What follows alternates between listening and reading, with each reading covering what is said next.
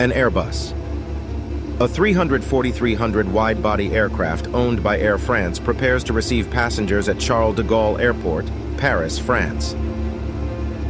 This Airbus, A340, will make flight AF358 to Toronto Pearson International Airport, Canada.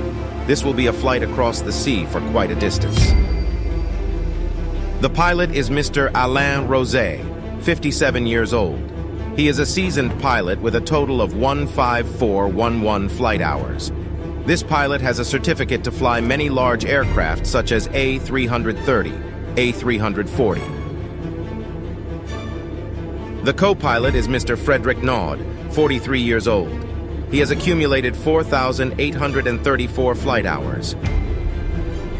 The crew consists of 10 flight attendants, and 1 flight attendant is on probation. The passengers began to board the plane. A total of 297 passengers were on board, including 8 children and 3 infants, along with 12 crew members.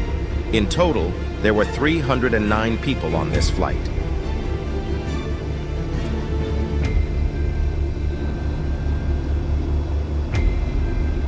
F-358 is pushed back from the parking lot.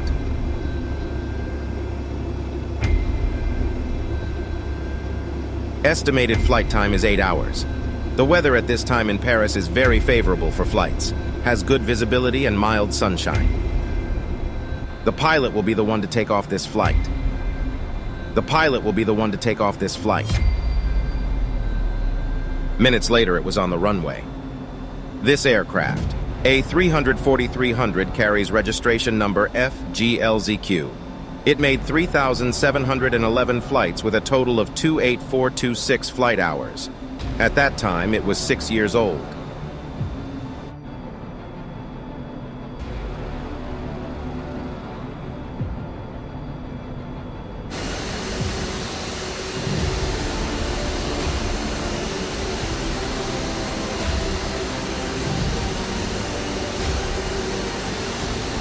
V1. Positive rate.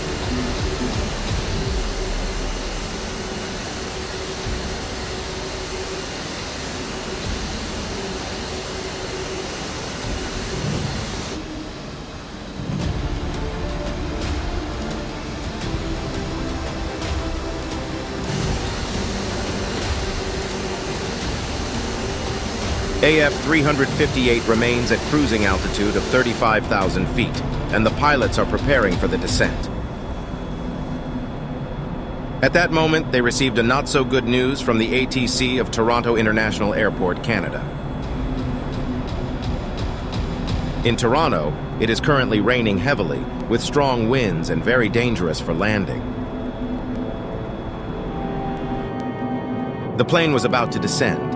The captain asked the passengers to fasten their seatbelts earlier to prevent turbulence.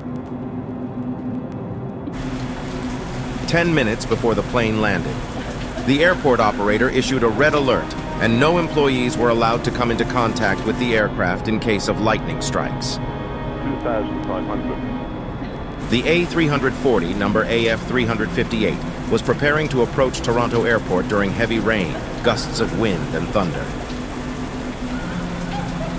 ATC Danger Alert Level 1 forced AF-358 to circle around to wait for better weather.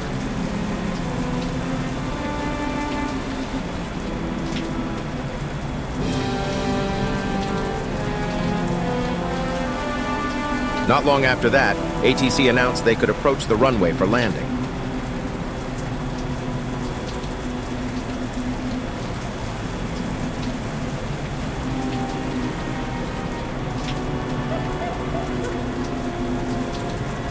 At this time, the co-pilot is the one who controls the aircraft to lower to approach the runway. 2,500.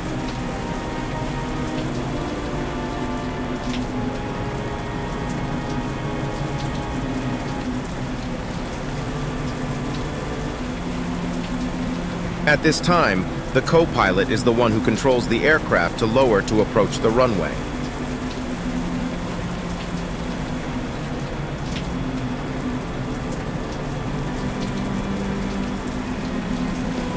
The pilot then took control of the co-pilot's plane because he was worried the co-pilot wouldn't make it. The plane shook quite strongly, causing the passengers to talk and fear. The captain turns off the autopilot mode. The ATC staff are very focused on observing AF-358, and they feel quite stressed. Because the runway is very slippery right now, strong winds, the risk of slipping off the runway is quite high.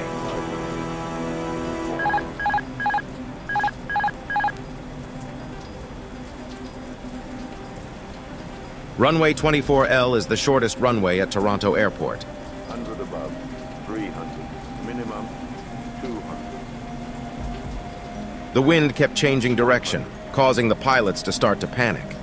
They didn't calculate the landing carefully. Runway 24L is 2,700 meters long, and the end of the runway is a hollow ravine. The pilot and co-pilot were in a panic trying to keep the plane balanced. Rotate. The huge plane had already passed halfway through the runway before it could touch the ground, but the crew has no intention of go around. When the plane hit the ground, they had only 1,200 m left to break this huge plane. But after 17 seconds hit the ground, the two pilots just remembered that they needed to blow up the engine to break the plane. But it was all too late. The current speed of the plane is 150 kilometers per h. The plane went off the runway and did not stop.